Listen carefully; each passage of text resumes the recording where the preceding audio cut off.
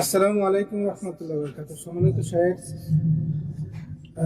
আল্লাহ সুবহানাহু ওয়া তাআলা কোড বললেও সবকিছু হয়ে যায়, তাহলে ফেরেশতারা কেন সৃষ্টি করে? আল্লাহ রাব্বুল আলামিন ইন্নামা আমরুহু ইযা আরাদা শাইআন আন ইয়াকুলা লাহু কুন ফায়াকুন। আল্লাহ রাব্বুল আলামিনের কাজ হচ্ছে, যদি আল্লাহ কোনো জিনিস করতে চান তো আল্লাহ নির্দেশ দেন, তার সৃষ্টিগত নির্দেশ যে হয়ে যাও, তখন হয়ে যায়।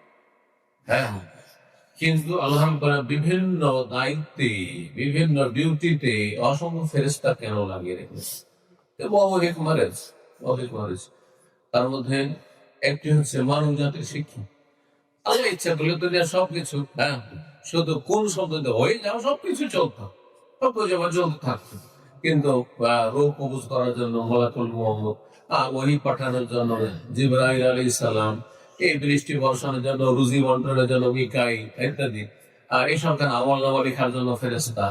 এই জন্য যে এতে আমাদের শিক্ষা দিচ্ছি যে আমাদেরকে কি করতে হবে, কর্মতৎপর হইতে হবে, কাজ করতে হবে। কাজ করা যায় আপনার পছন্দ, বুঝছেন না? তো এটা শিক্ষা দেওয়া বুঝলেন। এছাড়া আল্লাহ রাব্বুল আলামিনের সৃষ্টি জগতে বহু হিকমা, তত্ত্ব, রহস্য রয়েছে যা আমরা জানি না। আল্লাহু ইয়ালামু ওয়া আনতুম লা তা'লামুন। আর আল্লাহ রাব্বুল আলামিনের কাছে কেউ হিকমা জানার জন্য চার্জ করতে পারে না। কোরআন লা ইউসাল আম্মা ইয়াফআল, আল্লাহ যা করেন তা আল্লাহ জিজ্ঞাসিত হবেন না, শোকজ করতে হবে না। ওহম ইউসালুন, আপনাকে শোকজ করতে হবে যে আপনাকে আমি হায়াত দিয়েছিলাম। আল্লাহ বলবেন যে আল্লাহ আপনাকে হায়াত দিয়েছিলেন, আপনি কি করেছেন, যৌবনে কি করেছেন, আপনার পয়সা কোথা থেকে এসছে আর কোথায় খরচ হয়েছে। কথা বোঝা যাচ্ছে না? এই যে প্রশ্ন করা জীবনে নিয়ামত হলে সুমালা তুসলাম নাই, নিয়ামত জিজ্ঞাসা করা না। বান্দা জিজ্ঞাসিত হবে, কিন্তু বান্দার রব জিজ্ঞাসিত হবেন না। কারণ আল্লাহ রাব্বুল আলামিন সমস্ত কিছুর মালিক। আর মালিককে জিজ্ঞাসা, দুনিয়ার মালিক জিজ্ঞাসা করতে পারবেন না।